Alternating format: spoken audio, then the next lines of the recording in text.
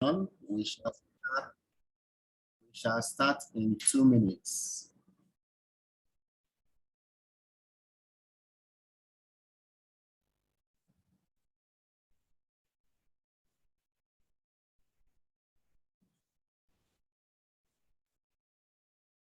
Okay, so like we said earlier, welcome to this particular session. It's an honor to have you in this particular webinar on Let's Read. Our conversation today is going to center around the business of corporate learning. How we can use corporate learning as a medium for driving growth in the organization. Critically, we shall focus on how to set the corporate agenda in examining various benchmarks, how you can develop beyond technical skills when you're training people in the organization. And we shall also be looking at a guide to how you can implement a return on investment on your L&D initiatives. And then we shall look at other strategic transformation issues that leadership can play in assisting us to achieve as much results as possible.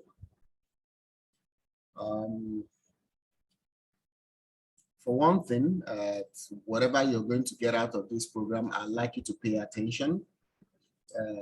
Please, everyone is free to comment, free to participate, share your ideas, share your knowledge, work in groups, all right? Appreciate other people's opinion.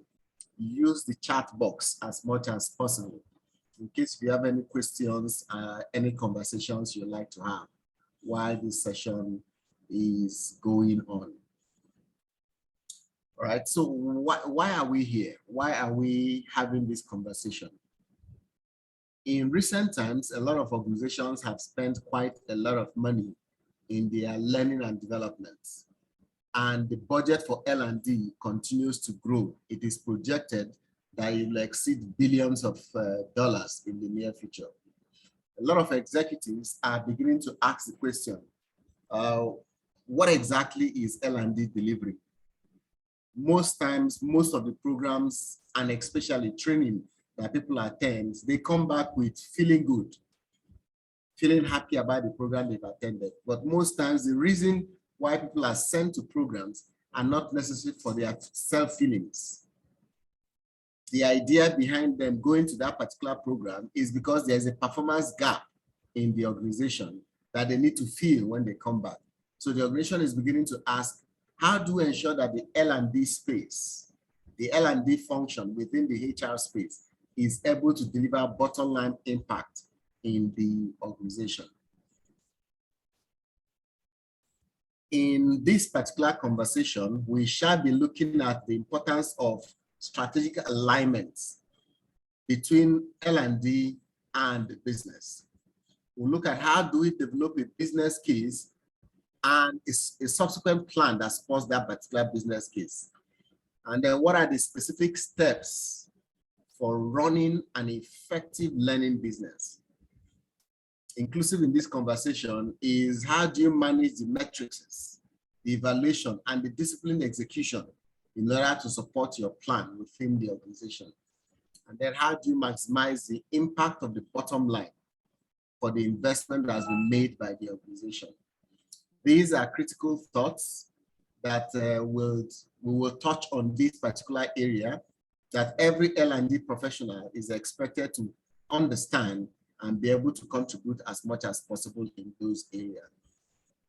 Other than those main 5 points, we shall also discuss how business strategy influences the type of training, influences the amount of training you run in your organization. We shall also be looking at how the different types of staffing you have in your organization affects the kind of training you're going to deploy within the organization. And then most probably we'll look at which area should training concentrate on. Should we look at internal growth, external growth, diverse disinvestment as a case? Various strategies, business strategies, we shall use that in order to define the kind of training that will bring within those particular organizations. And then we'll see how to create a learning or training brand and why it is important that that brand is recognized, especially by your internal employees within the organization. These are some of the thoughts we're going to share in our conversation this afternoon on the learning and specification of what we're doing at this point in time. My name is Joel Omike, and I am the lead consultant at P4P Institute. I'm a trusted advisor, and I help organizations to grow. I help them to transform their HR and also to build the organization through OD, as the case may be. In the past 21 years, I've spent the time engaging executives and understanding their major concerns and how to deliver solutions that will help them to address those particular concerns. And so our agenda today is running L&D like a business. What are the essential components of a successful L&D? What is the essence of learning and development strategy within the organization? By the time we're done with this conversation, you can then transit into how you can apply them within your own organization and ensure you get as much value from it as possible. Let's progress. Now, how effective is your L&D?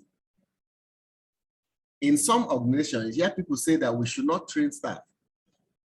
That if you train staff, they will resign and go and work in another organization. So what's the use of training staff at that point in time?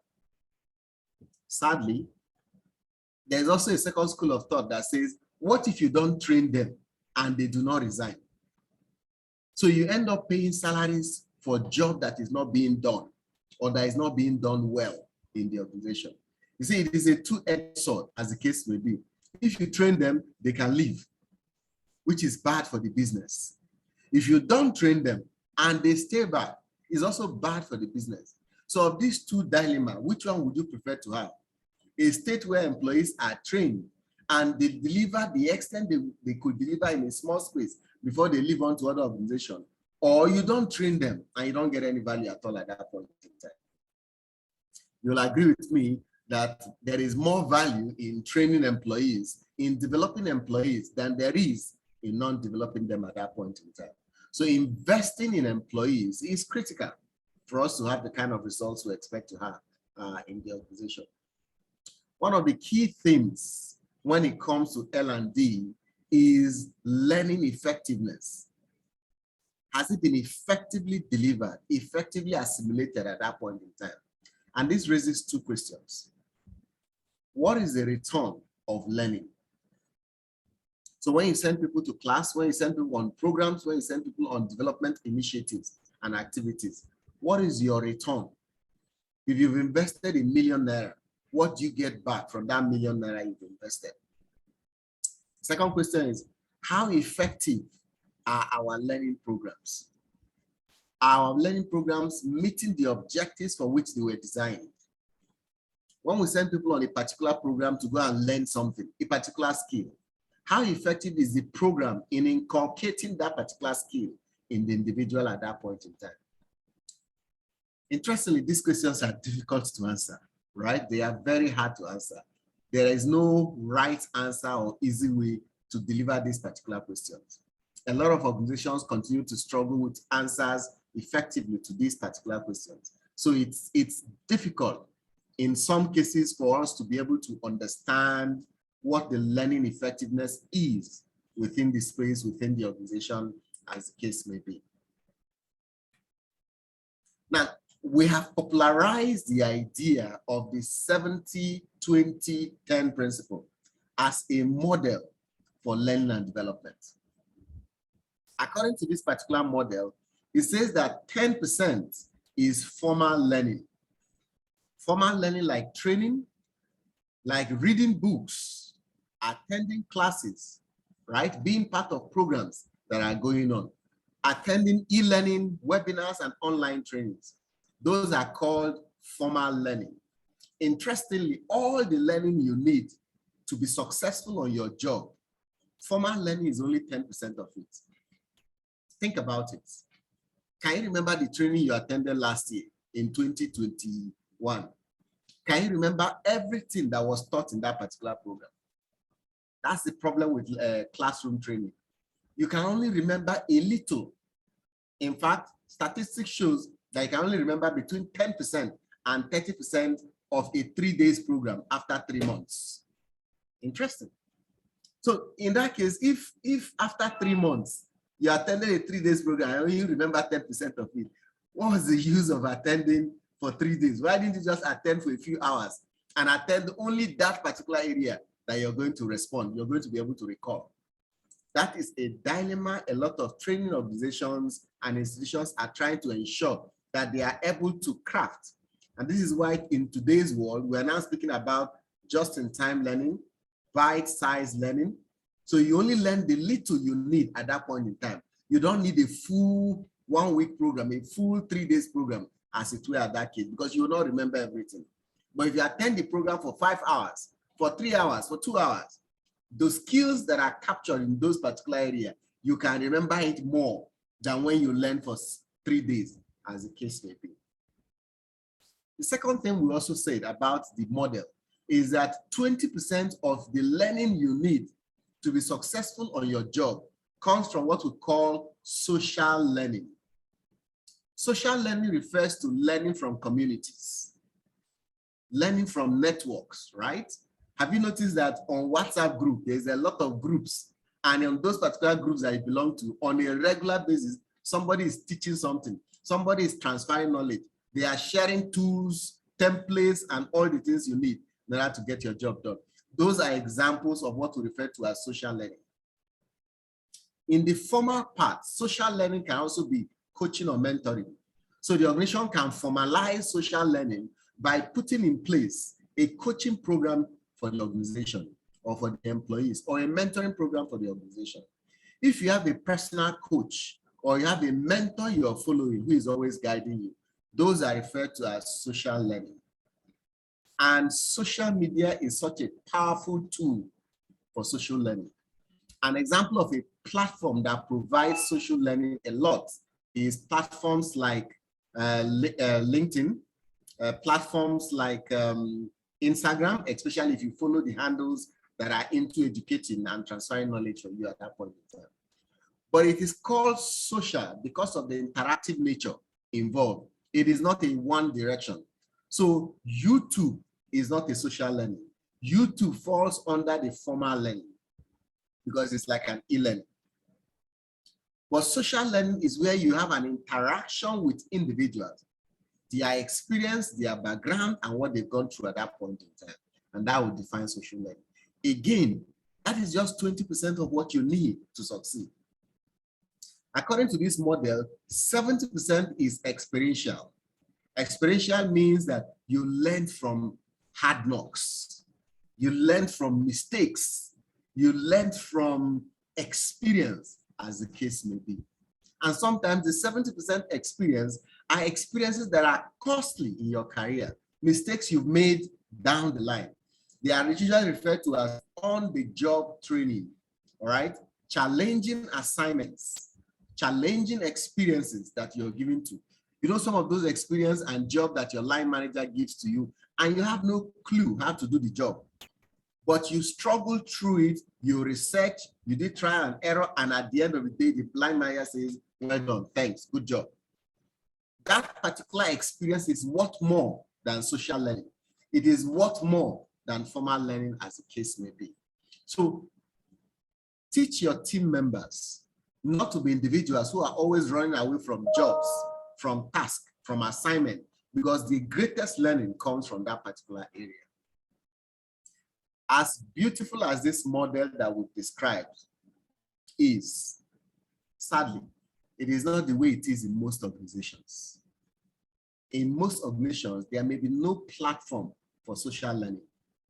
There may be no platform for experiential learning, especially in matured organizations where everything is done according to policy, according to process. Do it like this, do it like this, do it like this. So there's no room for learning anything new. You just follow a standard procedure, as the case may be. According to the evidence we've also seen and the research we've seen, there is very little evidence that supports the fact that the 70-20-10 model is working very well. According to the Bureau of Statistics, it says about 55% of all workers showed that about 55% of all workers needed specific training for them to be able to do their job very well. What does that mean? It means that that 10% we claim was what you needed for your job. 55% of people are saying that they need more than 10% to be able to do that particular job, as the case may be. Analysis have also found that the ratio for managers, like your line managers, your supervisors, your business leads, as the case may be, that their own is not 70-20-10.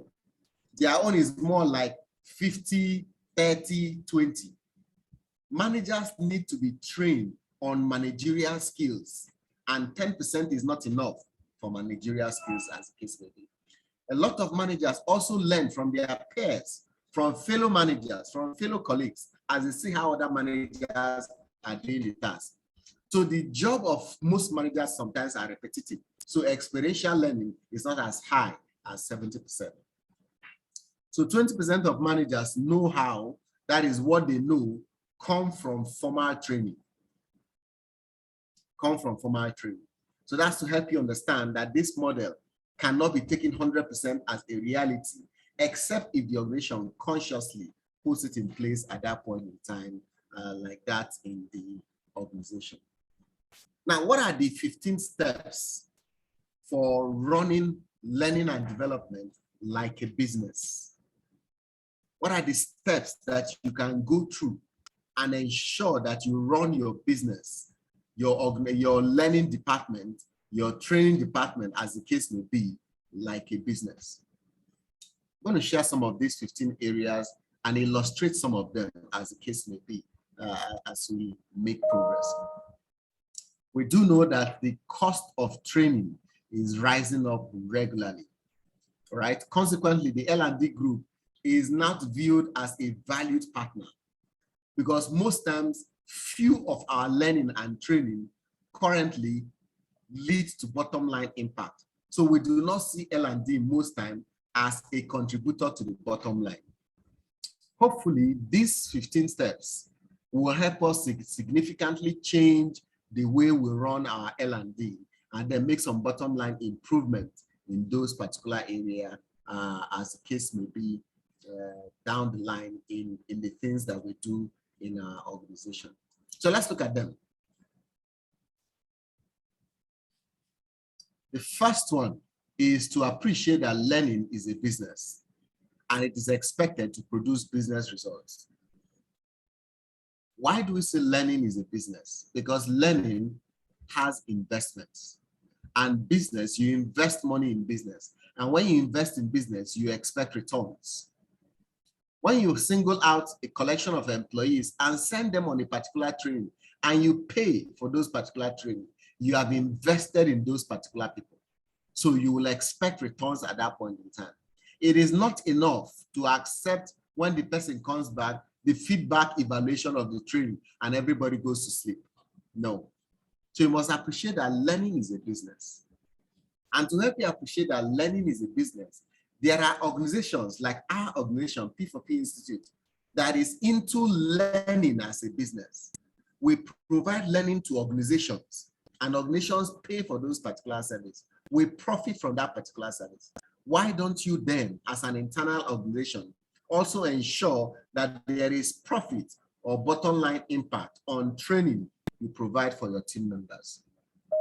The second thing is that you must resolve to run learning like a business. Now you've appreciated that learning should be run or should produce business results. The next thing is to execute learning as a business. What does it mean? Reduce costs when it comes to learning. Okay, every business always looks for opportunities to manage costs. Optimize return on your investment, all right? And ensure scheduling efficiency and ensure that you get the highest results or return on the asset on your investment at that point in time.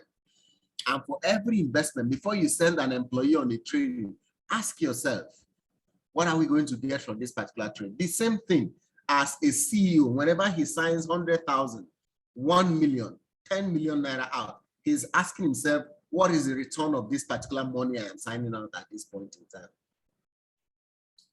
3, make sure that your training or your learning has a strategic focus. What does it mean that training should have a strategic focus? Training should have a strategic focus is simply asking what part of the organization, the strategy of the organization, is the training pushing. If your organization is growing, the training you're doing, is it helping the organization to grow?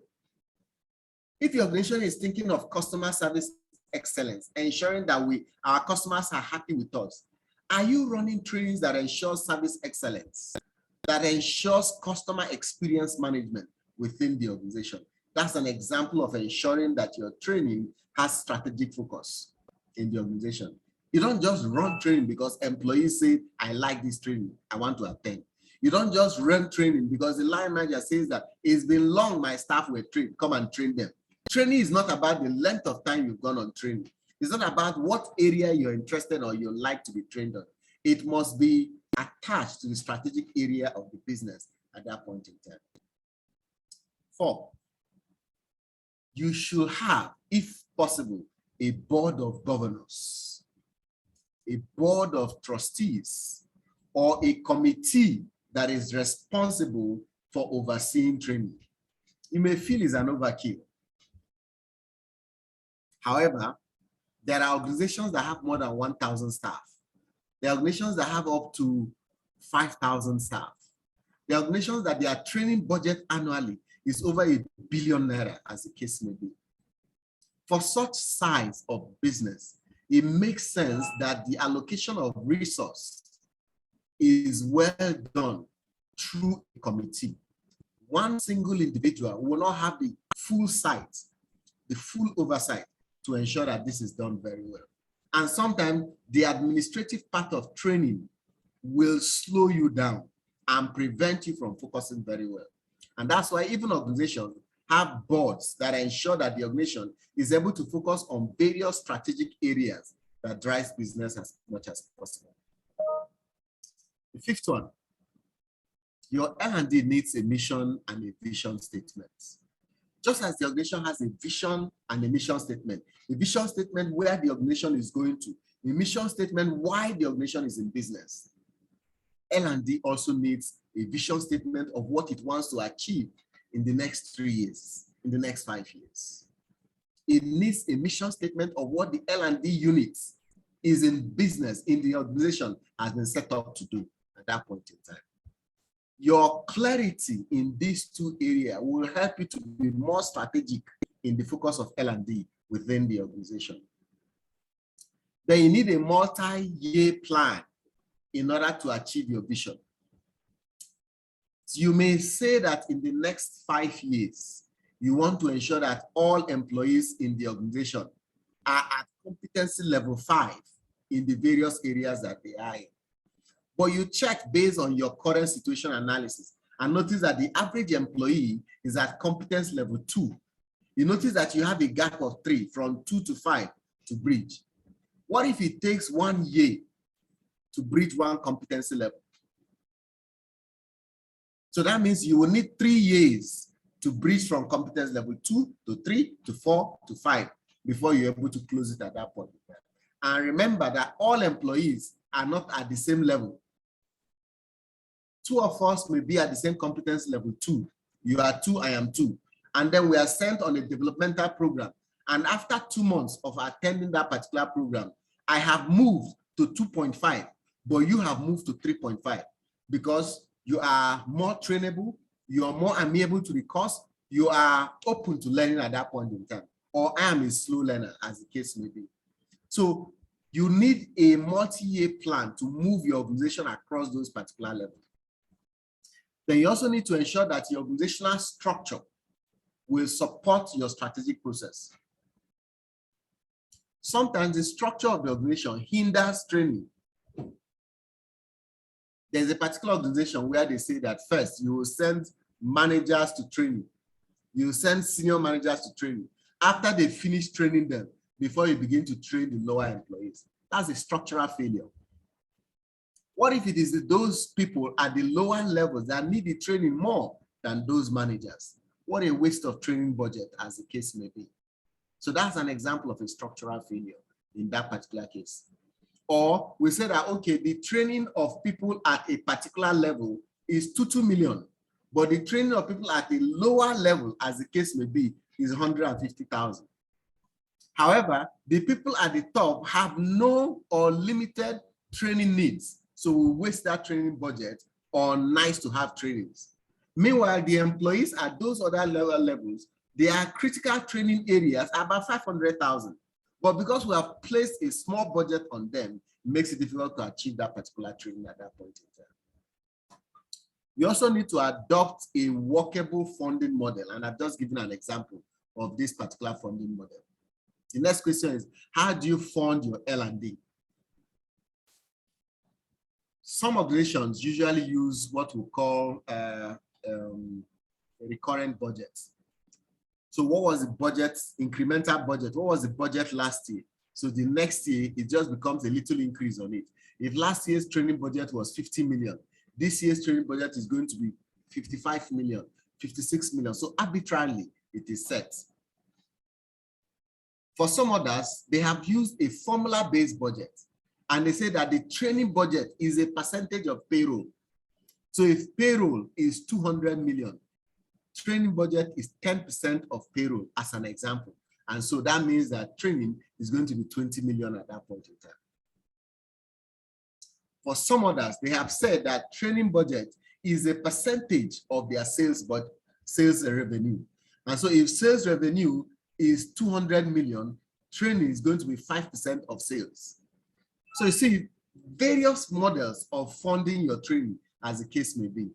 While some others have gone to collect loan from their internal finance, as the case may be, in order to fund training. And hopefully, as the organization grows, it will pay back that particular loan. You must come up with a workable plan that is able to address the needs and ensures that you're able to meet the expectations of your training at that point in time. Number 9, your training must be strategically aligned with the goals of the organization. If the goals of the organization is expansion, training must focus on expansion. You must build skills for expansion. If the goal of the organization is globalization, we want to go to a lot of countries, then training must focus on globalization also. If the goal of the organization is customer experience, training must focus on customer experience also. So that's how to ensure that you are running your training as if it's a business. Then build the case for learning. Some of our executives sometimes, because they do not notice or see where the benefits are in learning and development, they are usually unwilling to increase training budgets, to approve training in the first place, because they can't see it at that point in time. We need to help them at that point in time and to do a business case. A business case shows where there is a gap, shows the solution that training is going to address or learning is going to address, and shows what the return on investment is going to be at that point in time. Once you present that kind of document, you have a business case at that point in time. You also need to plan for monthly disciplined execution of your plan. You have put in place your 3 years plan, your 1 year plan. What is the monthly execution of the training? You have said that this year, let's say you're a 1,000 workforce organization. And so you've said that this year, you're going to train 500 employees on customer services, as an example. Each class of customer service can only sit 25 persons. So 500 divided by 25 is going to give you 4 times 5, 20 classes, as the case may be. You're going to run 20 streams in order to achieve 500. 20 streams spread across the entire year. Let's assume that you want to run those particular programs in 6 months, so that people can use the skill in the year. So 6 months is the equivalent of about 3 to 4 of those classes every month. And if you run 3 to 4 every month, that's the equivalent of 1 class every week. assuming that the program is a 3-day program.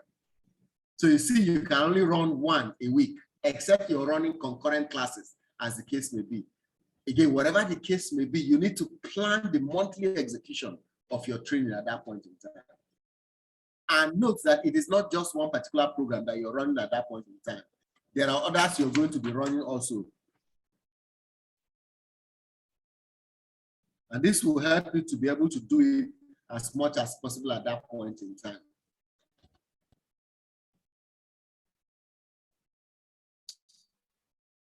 Number 13. 13 here says that there is need for us to adopt an evaluation strategy that ensures planned impact is achieved and provides for continuous improvement in the organization.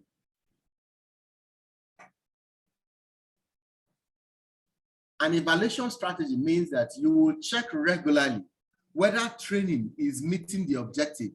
What we say training is supposed to deliver or learning is supposed to deliver, is it achieving it? Are we achieving the expectations, as the case may be? And we need to adopt the right metrics at that point in time. Use business and economic concepts to make better decisions. So you need data analytics. You need to run analytics as much as possible on what you have at that point in time. Finally, benchmark. Whatever you're doing, compare notes with what other organizations are doing. How are they doing their own compared to the way you're doing your own at that point in time?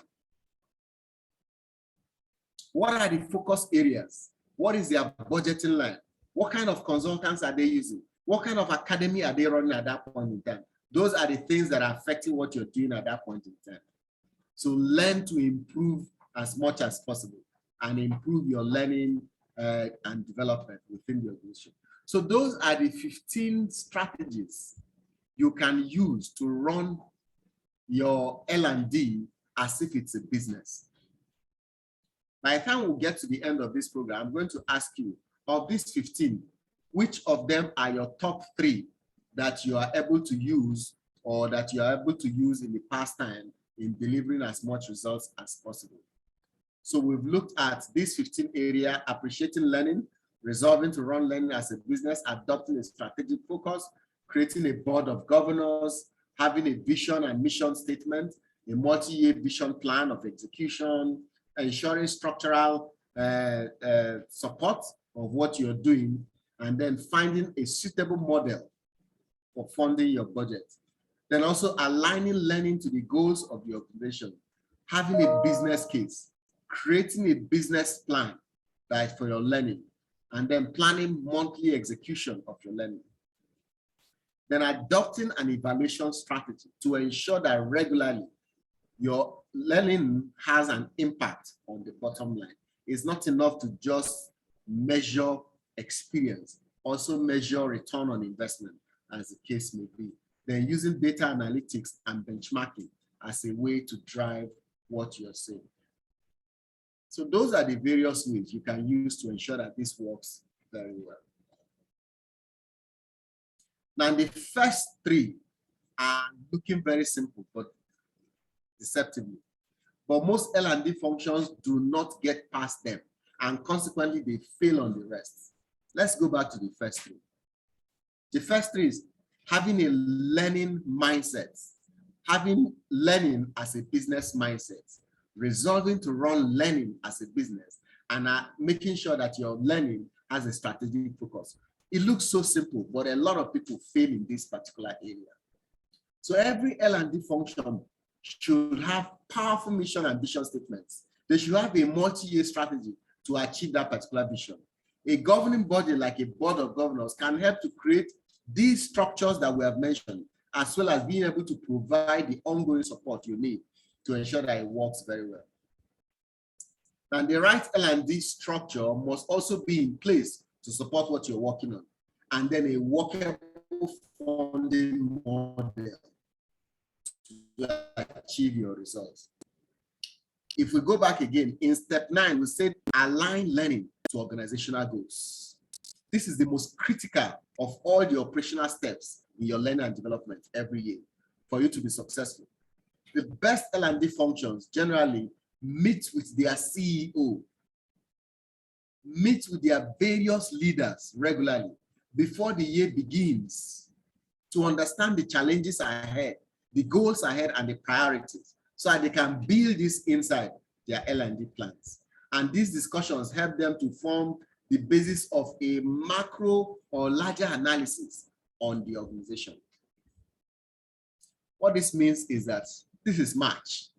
If you're in the L&D space and you have not had a one-on-one conversation with your executive leaders, with the MD, with the directors, with the GMs in your organization, with the business managers, as the case may be, at the end of this webinar or at the end of going through this particular recording, go and have that conversation with them and identify the things they say and their concerns, and then come back and look at your L&D plans.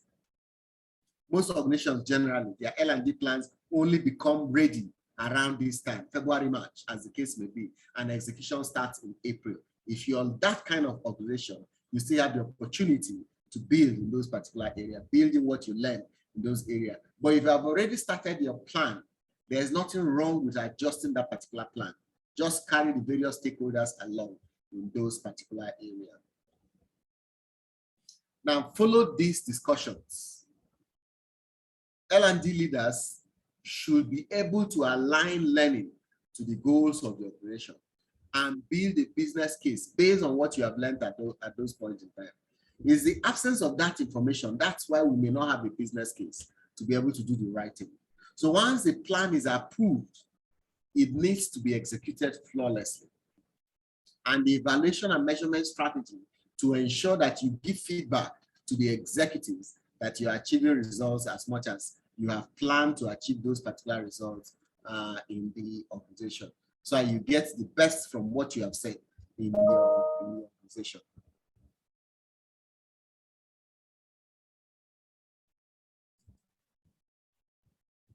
I will recommend this particular publication. Find it, right? There are book summaries of it. If you can't find the original book, get a book summary of it. It's called The Business of Learning: How to Manage Corporate Training to Improve Your Bottom Line. This particular book is like an MBA for those in L&D, and it includes step-by-step instructions of how to make this thing happen.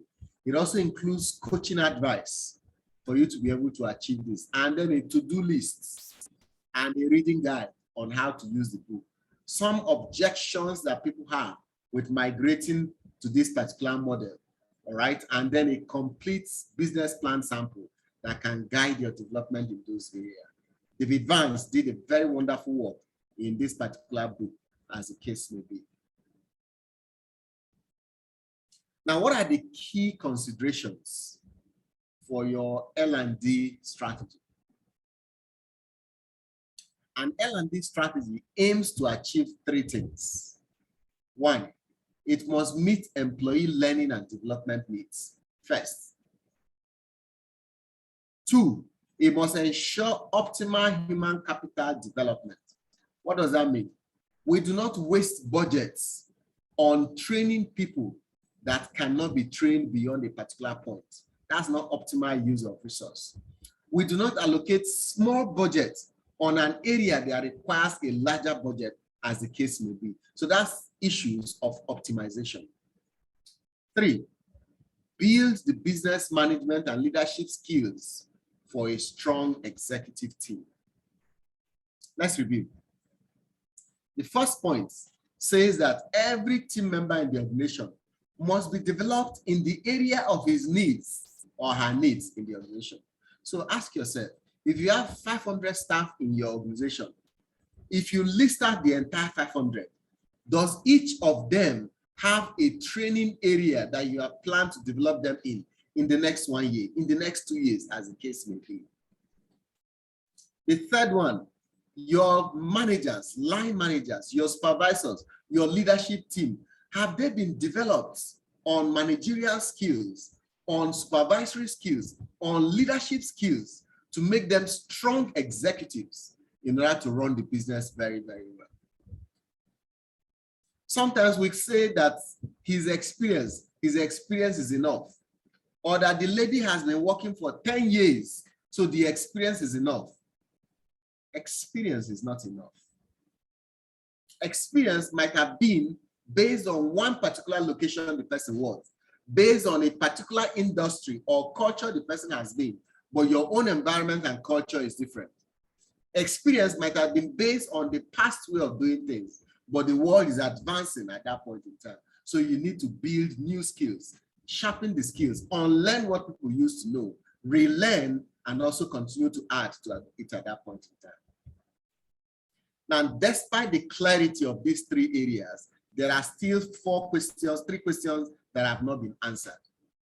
One, what is the essence of having a strategy for L&D? Two, what are the key considerations in creating learning and development strategies? What do you consider when you're creating the strategy?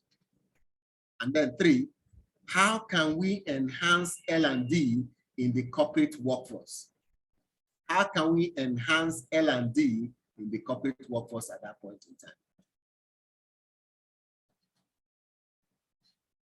Interestingly, I would like to answer one of the questions. The first question there says, what is the essence of learning and development?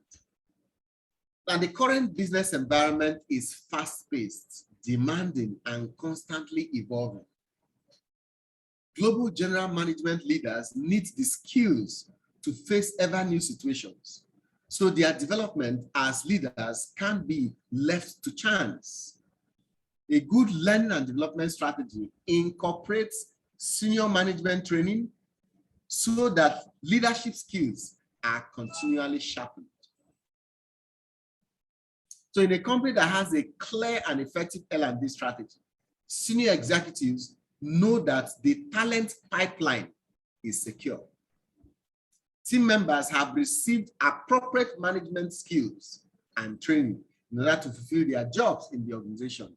And then the management succession is solid in the organization. We are not afraid of losing any talent because we know it has been built at that point in time. So you see, that is the essence of having an L&D strategy within the organization. So what did we say? One, it creates clarity within the organization about our pipeline being secure. Secondly, the right skills have been built in the organization. And thirdly, it ensures that our succession plan works effectively within the organization at that point in time. Now let's look at the key considerations of having an L&D strategy in the organization. The second part here says, what are the key considerations in having an L&D strategy? We are going to look at 7 key considerations in having an L&D strategy. The first consideration is alignment with the business. Alignment with the business. We must ensure that learning and development strategy is in alignment with the overall business strategy. This is important because organizations' learning and development needs are unique. One organization's learning is different from the other organization's learning. Take, for example, if you go into MTN, the learning needs of MTN is not 100% the learning needs of Airtel.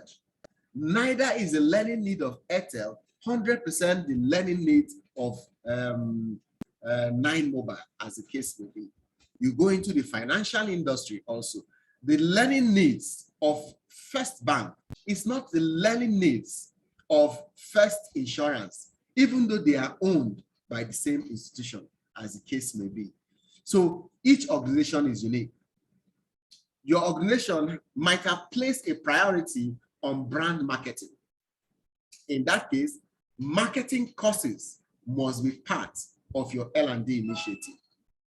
The design of your organizational development must also be consistent and anchored on the long term of your business at that point in time. So alignment is key, is a key consideration in your learning and development. The second consideration is organizational priorities. What is our priority? In some organizations, L&D strategy is not a priority, but you need to make it a priority. Senior officers at the corporate level, officers and education executives should be able to drive the professional development of everybody in the organization. We must award adequate budget for professional development. What does this mean? We must award sufficient budget for the guys in finance, for our team members in marketing and sales, for the operational people, so we can have excellence in this particular area within the organization, and also to ensure that there's career support and career development along those areas. Notice two things we've said here on organizational priorities. One is professional development, which means that people within their profession should continue to be schooled, to be given the right skills so that they are fresh, they are new, they are up to date at that point in time. Second is on career development, which then means that those individuals can see consistent personal growth as they work within the organization. And this will help as much as possible, as the case may be. Number three, third consideration is resource use consideration, the use of various resources in the organization. It includes resource use consideration in your learning and development strategy to include an effective corporate training package, as well as a leadership development program. Your L&D strategy must consider whether you will have better gains from in-house training or from open workshops by other organizations, or whether you will have better considerations from business schools or from consulting firms, or using your internal academy, as the case may be. All right. Note that the former may offer advantages such as team unity. When you use your internal academy and your in-house training, there is team unity, there is speed of execution and delivery. However, when you use business schools, you use external consulting firms like P4P Institute, you end up having leading edge opportunities of expertise of other individuals. Right? However, a mix of both internal training and external training is the best strategy that you should implement for yourself and for your organization at that point in time. The fourth consideration in your L&D strategy is your internal stakeholder assessment. Remember, we said stakeholder bonanza, right? Think about it. Who are the various stakeholders in L&D? Most times it is easy to say that the stakeholders in L&D are senior management who approve our programs and our budgets, line managers who approve employees to attend programs, and employees who attend those particular programs. Well, that sounds like your internal stakeholders. There are other stakeholders also. Your external customers are stakeholders at this point in time in the organization. Your regulatory bodies are stakeholders in your L&D program, as the case may be, all right?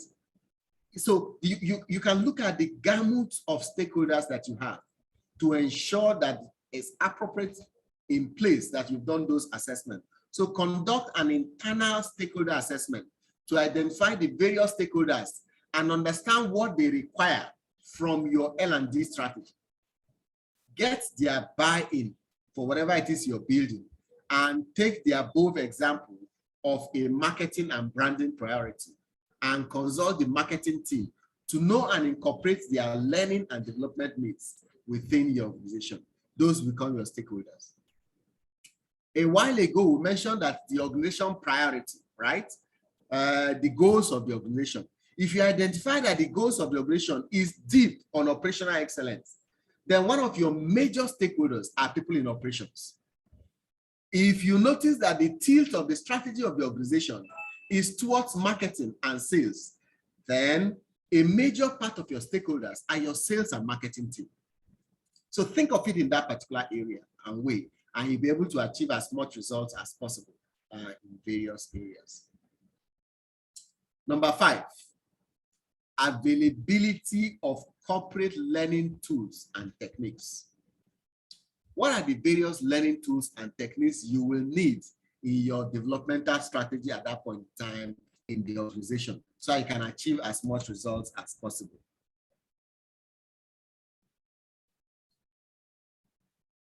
Some of today's best tools for integrative corporate learning include leadership exercises, leadership assessments, leadership coaching, okay, guided case analysis, flexible balanced distance and campus learning, and real-world learning in global business hotspots. It also includes your e-learning applications, your learning management systems, as the case may be. They all form part of some of the things you need to be able to achieve as much results as possible. Okay? So you can continue to achieve as much as you can from those particular areas. Number 6 is employee recruitment and retention. You will ask, what relationship does employee recruitment and retention have to do with L&D? Training is different now. Recruitment is different. Don't forget that employee recruitment and retention are interconnected to L&D. And L&D should contribute to these particular areas. Ensure that the expected impact of recruitment and retention is set out in your learning and development strategy. If you hire an employee that does not have 100% skill, L&D must bridge the gap.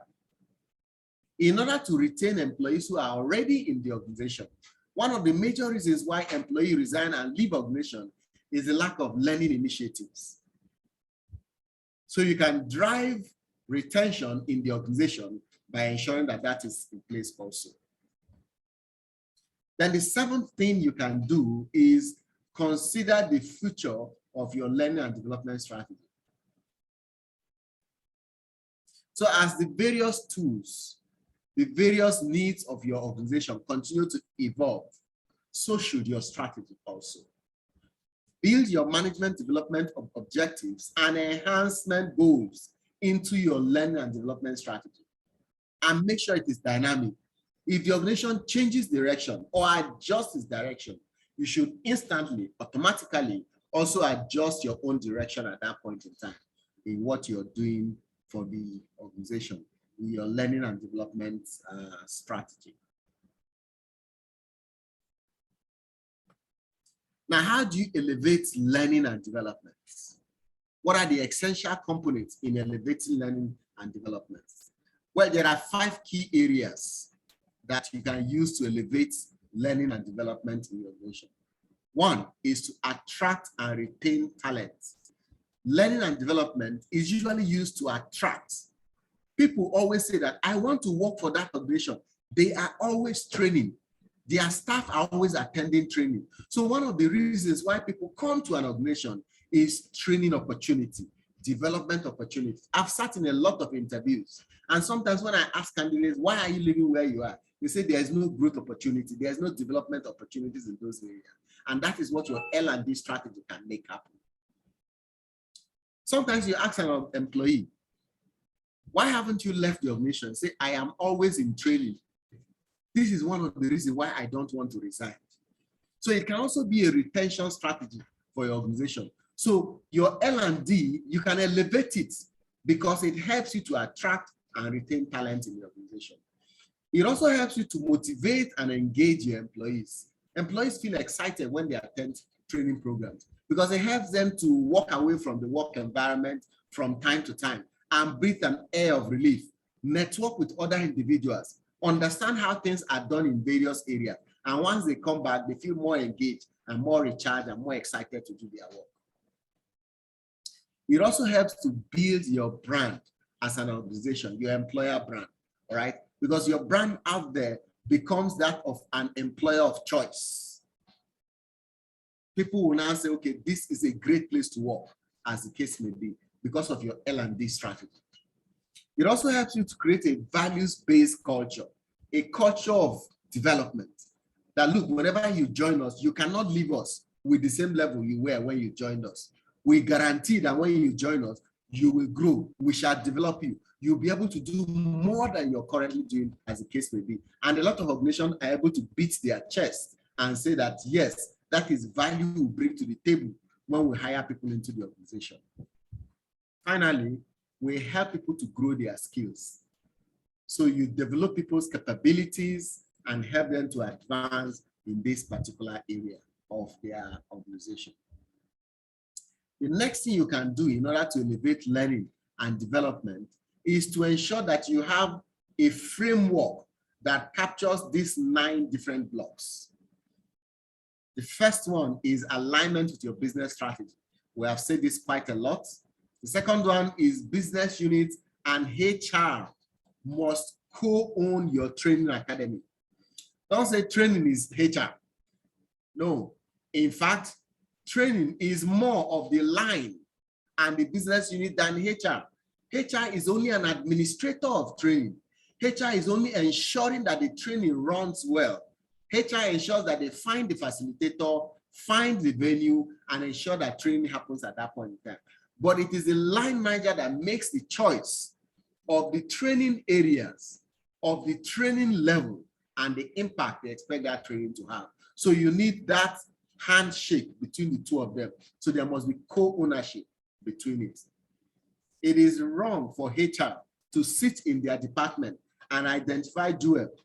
Dear Joel, we hereby nominate you for training without an input from the manager, without a message to the manager, without the manager being carried along. That is a wrong way to do it. The third one is to assess capability gaps and estimate the value of those particular gaps and the value of bridging those particular gaps. Take, for example, at the end of the year. So we are starting a new year. The organization is running different strategies at this point in time.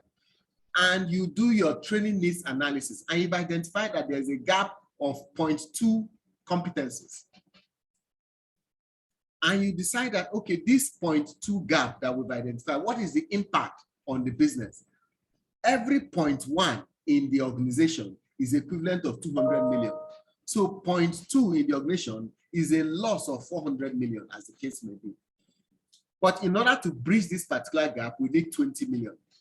So if you can use 20 million to bridge a gap that results in 400 million, I'm sure every executive will consider endorsing that particular initiative. Then design learning journeys. Learning is not a destination. You don't say, he has attended training, he's back, he's okay now. It is not true. Neither can you say that a doctor who has graduated from medical school, as the case may be, is now ready for everything medicine. It's not true. And neither can you say a lawyer who has just graduated from law school is ready to go to the bar and do everything, as the case may be. The organization will be losing a lot of cases. And I can also say the same thing also. Neither is a HR person that has attended a HR program and has come back from that HR program. Take, for example, payroll, and has come back from that training program, says he's now a guru in payroll. It is not true. So you must design learning journeys. So the first phase of the journey, the person learns this. In the next phase of the journey, after applying what he has learned, the person learns this other thing. And you continue that journey until the person continues to the highest level, as the case may be. And note, that journey repeats itself because the industry and the environment continues to change. Then execute and scale effectively. Execute learning at that point in time and ensure that you scale appropriately within the organization. Measure the impact on your business. Don't just measure employees' experience. They've attended programs. They fill that form. You know, at the end of training, there's this form we training people always give students who come to class. We call it happy sheets. Do you like the food? Do you like the venue? Do you like the facilitator? Do you like the material? And then maybe the employee says, the candidate says, yes, yes, yes, yes, 100%, 100%. So he's happy, happy sheets. But he gets back to work, but cannot apply what he was taught, cannot use what he has been taught at work. So the jokes of the facilitator in class that made him laugh a lot, the fried rice and the chicken he ate during that particular program, and the ice cream he drank at the end of the day, plus the interaction he had, the new network that he made at that point in time. At the end of the day, none of this translated to bottom line impact in the organization. So measure beyond happy sheets. Measure whether the person has learned. Test his knowledge before he went on the training, after the training. Measure the person's change in behavior. Now that he has come back from training, is he now behaving in a new way according to what he has been taught? Measure the impact on the business. Is the organization now benefiting from his change in behavior at that point in time, as the case may be? Then institutionalize your training and integrate it in the way things are done within the organization. Finally, enable the 70-20-10 principle or model that we said earlier, and ensure that it is not just training you're providing. You cannot say you're an L&D department and January to December, the only thing you have done is training. Where is on-the-job training? Where is coaching? Where is mentoring? Where is difficult assignment, as the case may be? Where is succession planning that is put in place? Where is talent management and talent development that you put in place in those particular areas to ensure that all these things work as much as possible? So do beyond just classroom training, as the case may be.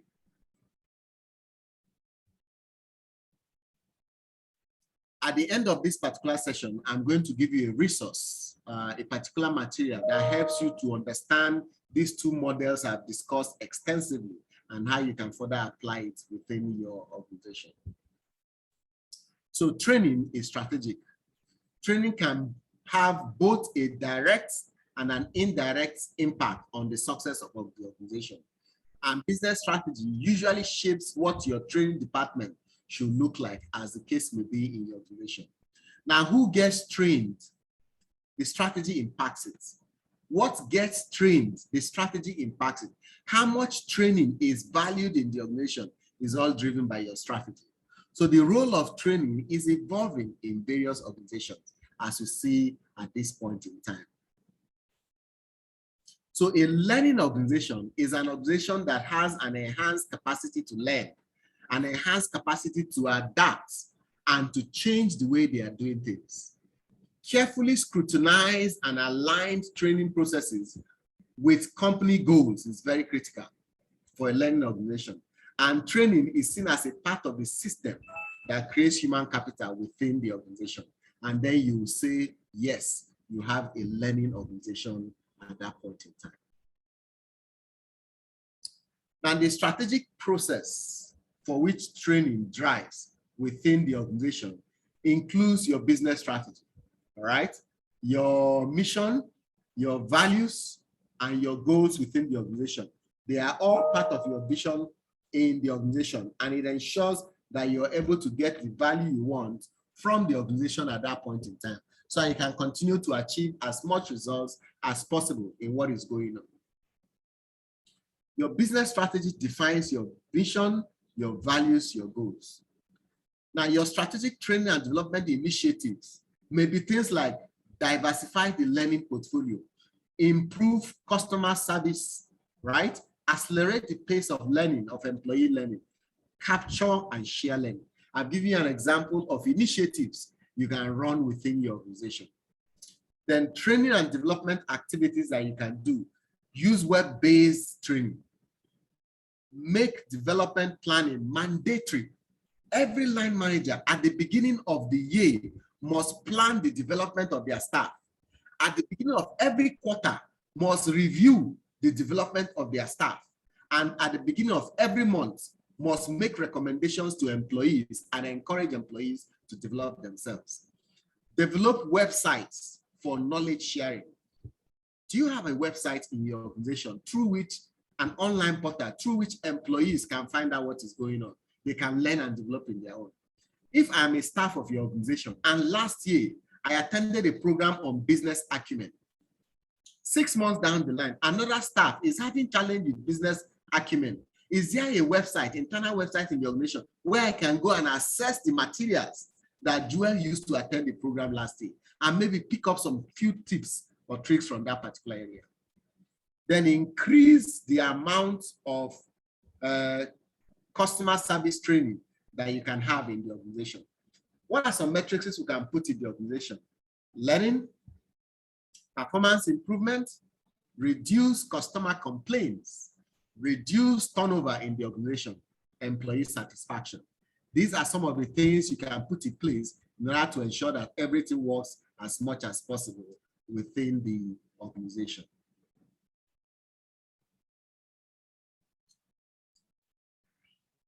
Now, there are 4 steps when it comes to strategic training. Step one, identify the organization's business strategy. What is the strategy of the organization? As an L&D person, do you know the strategy? I'm not saying whether you have a copy of the strategy as a book. Do you understand what that strategy is? Do you understand the implication of that strategy on people management? Do you understand what it means in terms of learning and development? From that particular strategy, can you determine the strategic training initiatives that we need to run in the organization? Can you translate those initiatives into concrete learning activities that we're going to have? Then are you clear on the metrics on how you're going to evaluate the training within the organization? So those are examples of the 4 steps of strategic learning within the organization at that point in time. In terms of your business strategy, there is external analysis, there's opportunities, there's strategic choice. Maybe I should take it from the beginning. Your business strategy usually starts with an understanding of your mission. Remember, we said mission is why are you in business? Why does your mission exist? From that mission, you can develop the goals of the organization, the objectives of the organization at that point in time, right? But that is developed with an understanding of your external analysis and your internal analysis. What are your threats? What are your opportunities? What are your strengths? And what are your weaknesses? And then as an outcome, you can then take up a strategic choice and how you will compete in your line of business. So that is the way this runs within the strategic intent of the organization.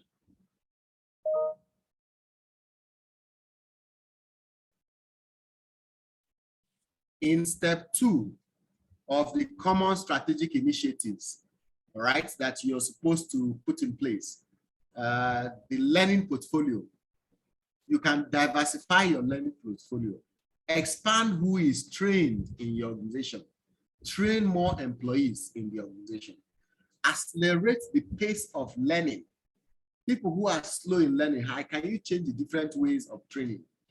Improve customer service experience, capture and share the knowledge of various employees, ensure the work environment supports learning and is easy for you to transfer learning from one person to the other person within the organization so you can deliver as much value as possible to your employees. Still on step 2, what are some of the questions you can ask to ensure you can drive this initiative? What is the mission of your organization? What is our values? What's our vision? What capabilities are critical for our success? What types of training will best attract, develop, and retain employees in the organization? Take, for example, if you're a manufacturing concern, what are the capabilities in manufacturing? If you are a sales organization, what are the capabilities in that particular area, as the case may be, as much as possible? Okay, so you need to learn all these things in order to be able to achieve it as much as possible. Is there a plan to communicate the link between training and strategy? Does senior management support training in the organization? These are some questions you need to ask in order to be able to support your organization to drive and deliver more value. Now, there are some characteristics in the organization. One is the role of employees and managers when it comes to training. Is it the managers that nominate employees, or is it employees that choose where they should be developed on? All right. The management support is management in support of training in the organization. How about integration of business units? Are the business units integrated Do they work hand in hand, or are they in silos? If the business units are integrated, tendency is that when you're training somebody in one area, you must train the other person in the other area. Let me use HR as an example. So in HR, you have recruitment desk, you have training desk, you have performance management. So let's look at these three desks. Do you realize that these three desks must have hand-in-hand shake? When you recruit, performance management takes over the staff that you've recruited and give him KPI and see whether he can deliver results. When the employee is not able to deliver the results, performance management hands the employee over to training so that training can develop that particular person.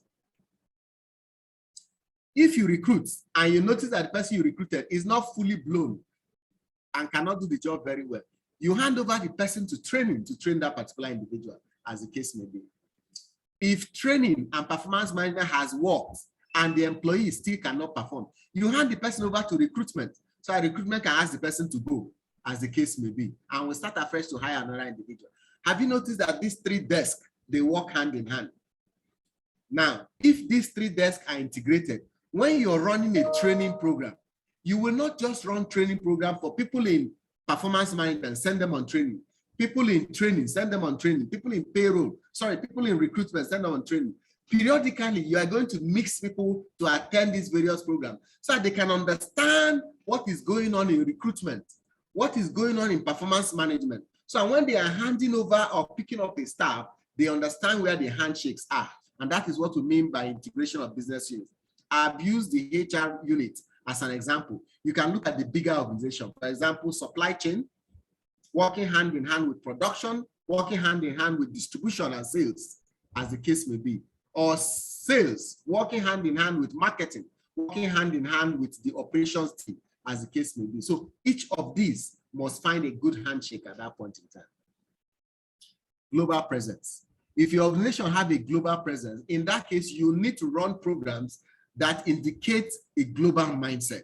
You must build global mindset in your team so that they are able to justify and assist the organization in succeeding within that global environment. Then how about the business conditions, the business environments that we are in?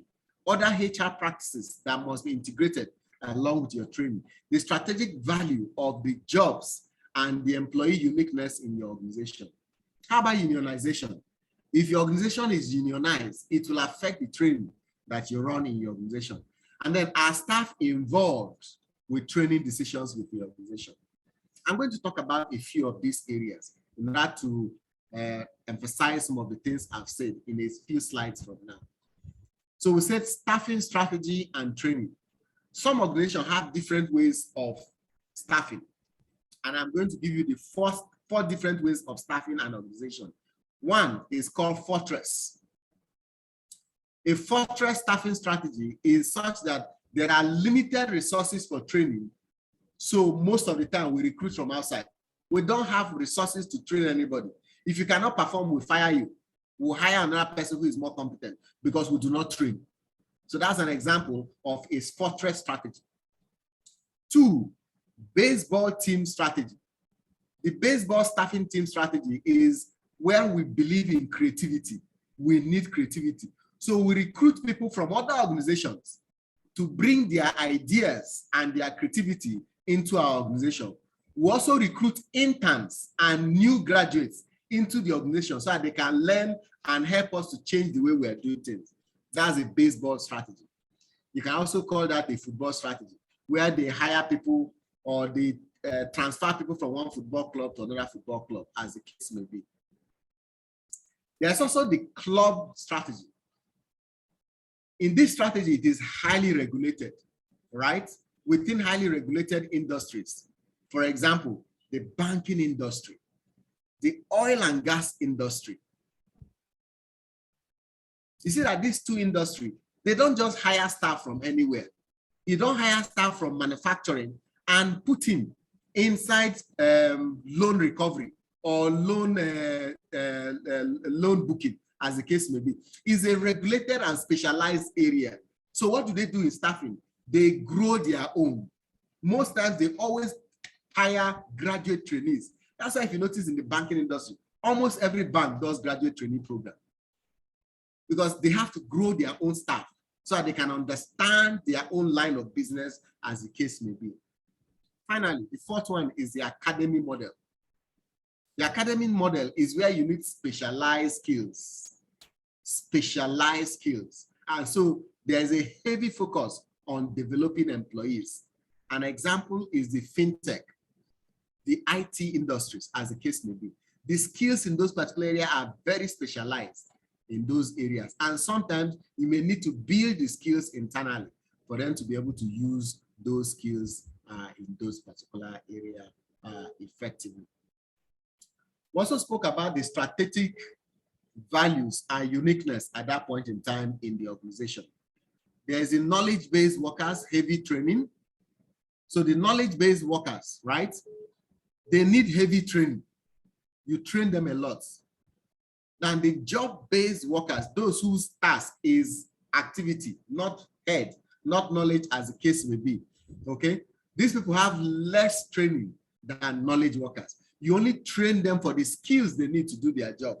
Unlike the knowledge-based workers, that you continue to train them on creativity, advancement, and new things that are happening around at that point in time. Then there's contract employees, and a lot of people, a lot of organizations do not like the model of contract employees. Contract employees, there's limited training. Most times, little or no training, as the case may be at that point in time. Then the last one is alliance. Alliance and partnership, where you share expertise and there is team training, and sometimes there is an exchange program. The employee goes to the next organization to pick up the skills and then comes back at that point in time to be able to do the work and what they are doing at that point in time.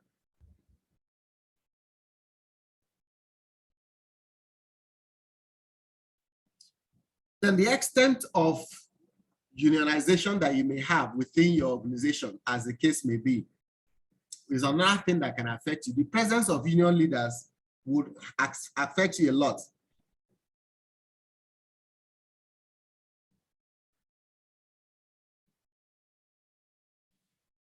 Given that unions have a significant impact on HR practices, they must be involved in determining strategic training objectives, as the case may be at that point in time. So it's important for you to ensure that this works as much as possible. And then collaboration is key. That is the only way you can get things running and working in the organization at that point in time. And this will continue to drive the whole process and everything work well in the organization as much as possible. Then how about staff involvement? To what extent are staffs involved in what is going on within the organization? Managers need to be involved so training links to business needs and transfers can be supported. So if the managers are involved, it ensures that your training are linked to the needs of the business. Managers will be more involved if they are rewarded for doing so. What do we mean? If you have some kind of compensation, some bonus, some benefits, some entitlement that are given to managers who get involved in the development of their employees, you notice that more managers will be interested in that particular development, okay? Employees now assume greater responsibility for planning their own developments.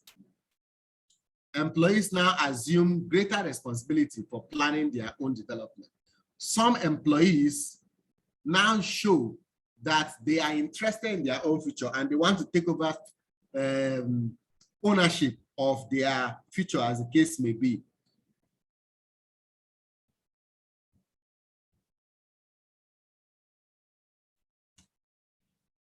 Training in different strategies. Training in different strategies. There is concentration strategy, there is internal growth strategy, there is external growth strategy, and there is this investment strategy. These are the four various strategies that organizations get involved in, that organizations do. In the first strategy, concentration strategy, the skill currency and the development of the existing workforce is what is important to the organization at that point in time. In the internal growth strategy, creation of new jobs and tasks, innovation and talent management is the focus at that point in time. Then in the external growth strategy, there is integration, redundancy, and restructuring. Those are the things that are required to ensure that these things work as much as possible.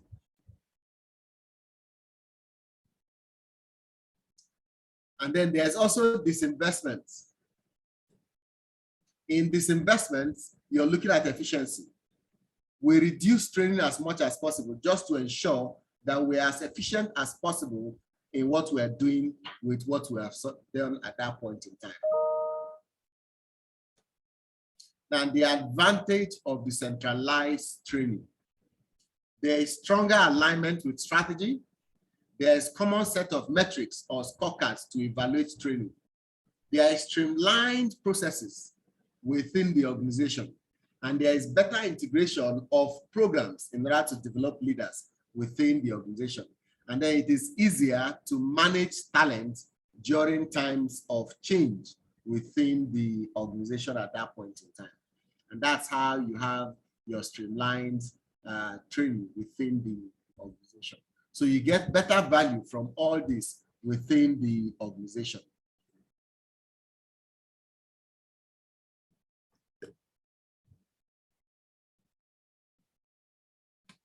Then corporate university model.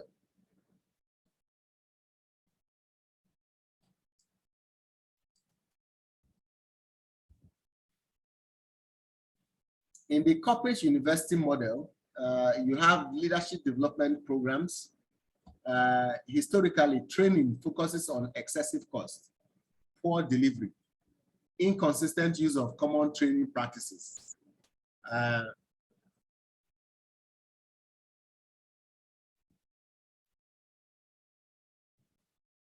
Training not integrated or coordinated, all right?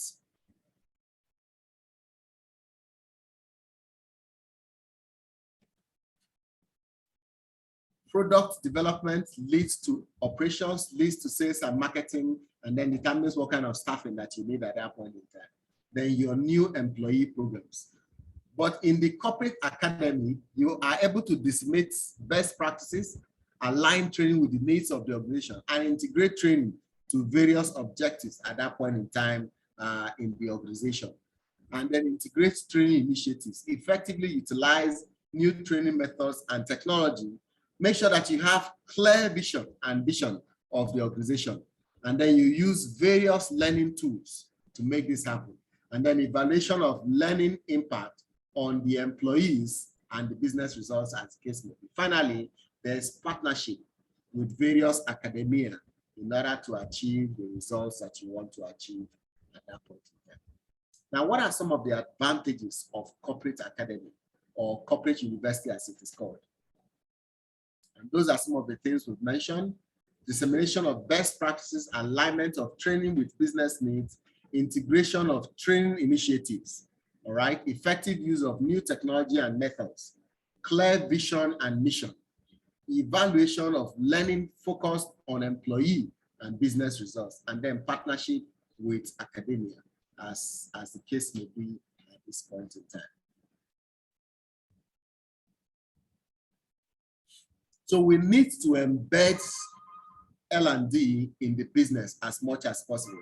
Embedding L&D in the business ensures that we are able to get the maximum in terms of returns and results from what we are doing, from strategic direction to product design to structural versatility, product delivery, and accountability for results. Once we do this, we will achieve the kind of results we expect to achieve within the process of that particular business at that point in time. And there are 4 changes you need to deal with: resistance to change, loss of control, power imbalance, and task redefined challenges. When you're trying to transform from the old way of L&D to this new model we're talking about, you're going to go through this particular change model and ensure that you get the best value and the best results from it at that point in time in what you are doing as much as possible. Now, why is it necessary to market training? You will say as an internal organization, what's the use of marketing training? Interestingly, we must market training in order to get the best value of training at that point in time in the organization. Despite its value, some individuals may not necessarily value training. So training often needs to be marketed so key people in the organization can buy into it as much as possible. All right. Internal marketing involves making employees and managers excited about training and learning at that point. So these are the requirements in terms of training. What are some of the tactics you can use in order to market training internally? Involve the target audience. Involve the target audience in what you're doing. Demonstrate how training can solve their business needs and their business problems. Show examples of previous successes.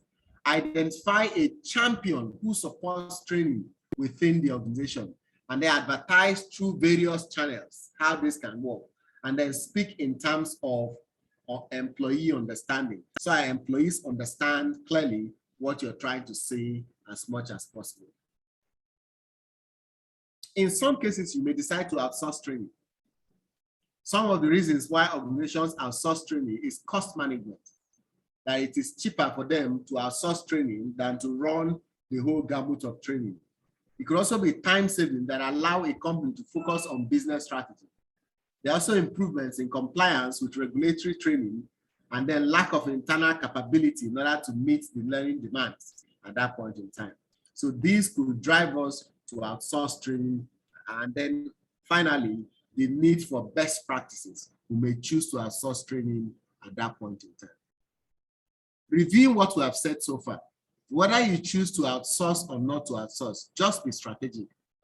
Be sure to consider the skill sets in question and the resources and expertise you need in order to be able to achieve what you're trying to do in your training engagement. And the quality of the potential vendors and the errors that you may have in what you're doing within your organization, and the importance of training within that particular organization. If you do this successfully, you'll be able to achieve a high level of training readiness within your organization at that point in time. So we encourage you to ensure as much as possible that you're able to achieve these results as much in your training delivery. So 5 options or 5 ways in order to measure your ROI. Use an ROI calculator. There's a calculator for calculating ROI. Use supervisors' assessments. Create an impact study. Use the Phillips ROI methodology, and then use a training effectiveness measurement system at that point in time in the organization. If you're able to do that, you will notice that you're able to achieve as much as possible your ROI calculation, and that will help you to achieve better results, better learning at that point in time in the organization. And then use your training effectiveness measure to be able to do this. I like to share number 1. What does it mean to use the ROI calculator? So ROI is a formula for measuring return on investment. And the ROI in training measures the benefits we get from training compared to our investment in training. If you look at the formula here, you can see the return on investments. Here is the return on investment, as the case may be. And here is the investment cost. So the return on investment, the benefits we got from training divided by the investment cost will give us the return on investment at that point in time. And that's how to go about it. A case study, in a sample of 1,000 students, 71% of students responded with recommendations, and they reported that the training they attended saved them 1 hour in a week due to their improvements. Now, what was the cost of the training? 20,000. How many students attended the program? 20 of them attended the program. What is the cost per student? 1,000. So that's our training cost. Now, for our return or time savings, the average total cost of training per year is 45,000. All right. The average total cost per hour is 25,000. Because if you divide 1,000 by 40 hours, you're going to get 25 pounds. So the period of improved training or performance is 12 in a month, as the case may be, or in a year, as the case may be. And then by the time you do the analysis, the time value of return on investment is 894. You can then use this to calculate the ROI at that point in time for that particular training. So we are seeing a return of investment of about 300% from the training that we have had with that particular employee and organization at that point in time. How do you maximize your ROI? Make sure you use training as a strategic tool, all right? Be clear about the goals of the organization, identify the skills that you're going to measure, and ask your people to be committed to what they are learning so you can get the better returns from it. Then create a clear and focused environment where learning can be applied. Ensure that training meets the needs that you have within your organization. Evaluate job behavior before and after the training. Then aim to foster personal and professional development. Then ensure your employees are consistently engaged, they are consistently trained, and then consider running training as a project. If you do this, you most probably be much, much successful with what you have done at that point in time. So thank you very much. This is the end of our conversation on this particular session. If you have any questions or any feedback, you can type it in the chat box, or you can unmute yourself and speak. I'll wait for a few seconds for your feedback.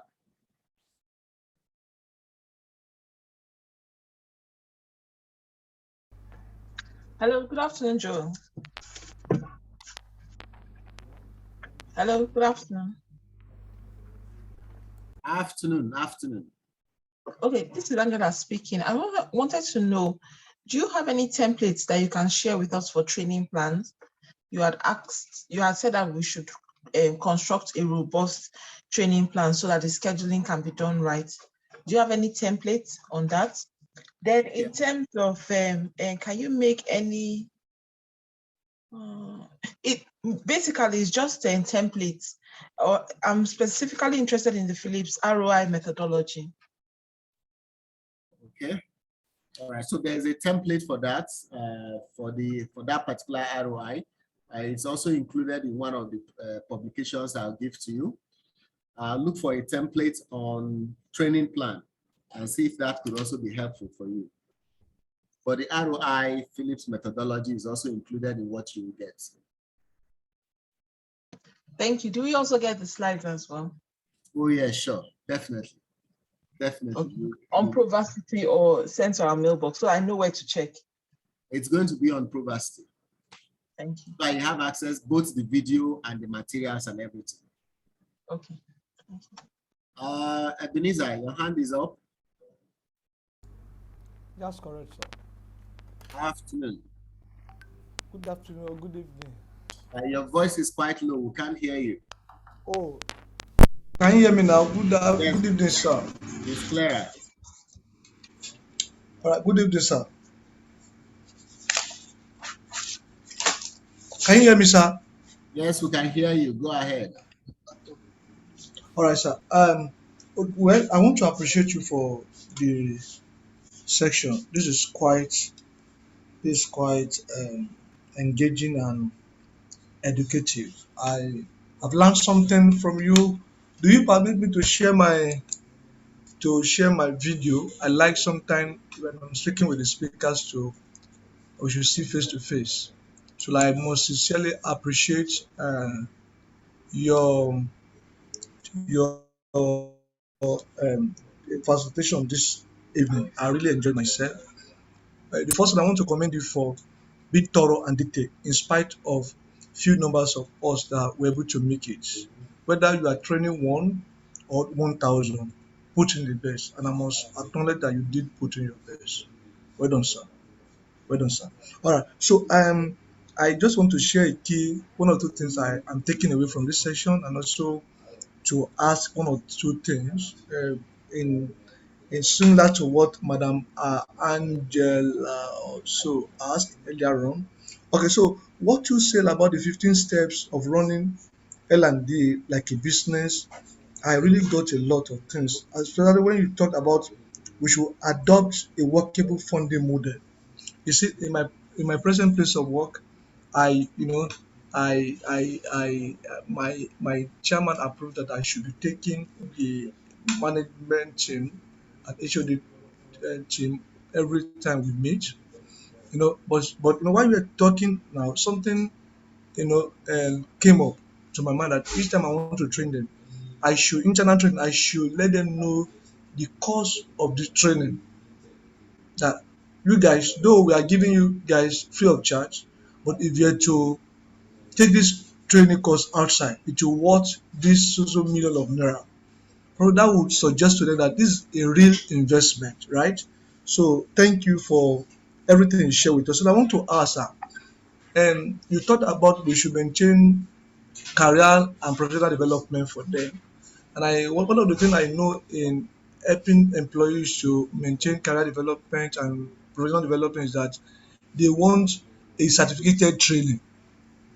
They want Some of them want a certificated training that this training is it going to come with certificate so that when they leave, they they will take it along with them. So what we advise each time we do internal training, do we need just to give them our own and complete or so? That's number one. Then number two, the consideration you share with us, you say we should take note of 7 considerations for having You a are successful breaking up. We L&D. can't hear you. Okay, can you hear me now? I said you mentioned considerations, some 7 key considerations that we should take note, right? Right? Okay, where you talked about alignment with overall business strategy, Yes, organizational. I So, remember that okay, part. sir. Okay, sir. Can you please do a little bit of further explanation? What is the relevance of this key key consideration in our L&D function? Is it that should be what we should consider when we are carrying out L&D functions, or what? What do you mean by considerations? Right? Is Okay. it what Okay. the objective of each training we dish out, what we should address, or what? That's All basically right. what I Thank want. you. Thank you. Let me respond to the first one. The first one on the issue of certificates. Should you provide certificates to your staff when they attend training programs? The truth is that you need to engage with your stakeholders and find out what they want. Your employees are your stakeholders in this particular area. If they say they want certificates, then when you're designing your program, you must design your program in such a way that it should be a certificate course. It then means that certain learning sessions will not be enough. You may now need to expand it to be able to include things that will that will turn it into a certificate program. A certificate program is a program usually that has covered a few best practices, has transferred skill and knowledge to the person, and the person can practice some of those things. And the person has demonstrated attendance and has also demonstrated that he had paid attention to that particular program. So you can give him a certificate of attendance, right? Or a certificate of completion, having completed the course at that point in time. So you can provide those particular certificates. But those certificates are more useful for you if you do it in partnership with an external organization. Because after a while, the employees may feel that the certificate you're giving to them internally as an organization is not sufficient. So if you do with an external partnership, maybe invite another organization to come and run sessions for them, then you can provide certificates for them. But definitely, most probably it won't be a 30 minutes program or a 15 minutes program as the case may be. Okay? If not so, it may not add enough value for them at that point in time. Talking about the 7 considerations when it comes to L&D, what we are saying is that if you run L&D as a business, if you are going to succeed in running L&D as a business, there are areas you must pay attention to. And we've listed those 7 areas as areas you should pay attention to. When you start off, you may not be able to pay attention to all 7 at the same time. But remember, I say learning is a journey. So putting in place this particular strategic L&D department or function in your organization will take you a while. So out of the 7, make up your mind and say, we're going to work on 2. We're going to work on 3. Once you put that in place, you come back again and pick on the next set. You're going to work on this. Before you know it, after iterating across a period of time, you notice that all 7 considerations are in place already within your organization. And that's the best way to put those 7 areas in place in your organization. Thank you very much. So Thank you, sir. Yes, sure. So in wrapping up, I'd like to share a few thoughts to us. We have a program that is coming up that we call the Emerging Women Leaders Program that focuses on women in their early stage of their career, women who are recently made managers, who have recently become leaders in their organization. It's a 4 weeks program, 2 weeks in class, 2 weeks online learning, as the case may be. Covers discovery of their self-discovery, result-driven leadership, values-based leadership, and also people-centered leadership. They will have access to role models, case studies, peer network, and an action learning program that will help them to grow and develop themselves in this area. Consider this particular program for your organization, for the women folks in your organization, as a way to contribute to their development and leadership growth also. This particular webinar we've gone through is based on the Let's Read book summaries.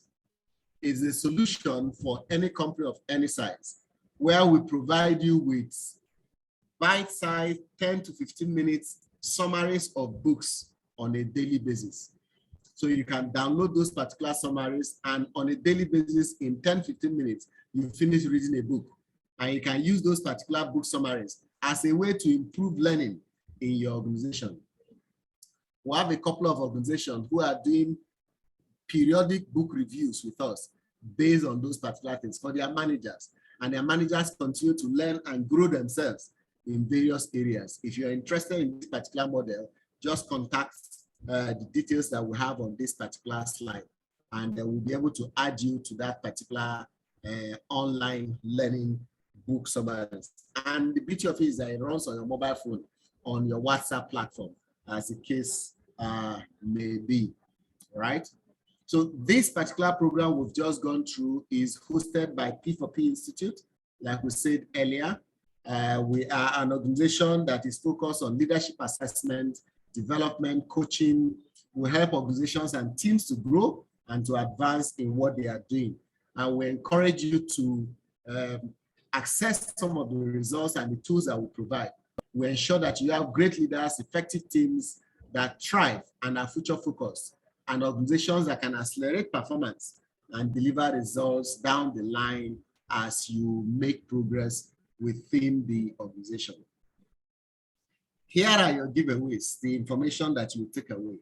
First, we are providing you with 2 playbook series, which you can also access for free on ProVarsity.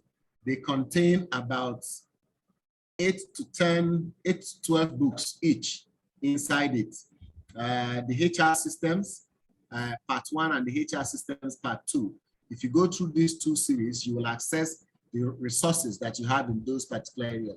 You see the best practices publications summarized in a simple platform on what you can use. Then there are some downloads you can also use. The skills gap analysis. This is a template that was requested for. So the skills gap analysis, you can use it as a guide for assessing gaps in your organization and planning training. Then there's also determining and optimizing the impact of your training and development. That's your ROI and the Phillips model in terms of ROI methodology. And then the last download is your elevating learning and development. So these 3 publications can help you to plan. They contain both toolkits and templates in running your training program. As a final giveaway, there is a T assessment. Take this assessment. It helps you to understand to what extent are you well versed in your job in HR. Do you understand the core competencies in HR, breadth? Do you have the functional competencies within HR, depth, as the case may be? This assessment will take you like 9 minutes. It's a fantastic assessment.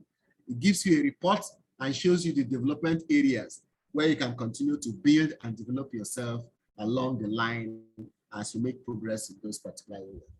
Thank you very much once again. My name is Joel Omike. What we have covered in our session in the past 2 hours or thereabout are great information. But information is not enough. Greatness is not found in your great acquisition of knowledge, but you must apply the things you have learned and the insights you've received. This way you can support your organization to grow and they can advance as much as possible in those particular areas as much as possible. Thank you for the time that we have spent together. And I think our journey today has been covered. Thank you very much. We will keep the Zoom open for another 1 minute before we wrap up. Thank you. Thank you very much, Joel. Nice one. Thank you. Thank you so much, Mr. Joe. Mr. Joe, thank you so much.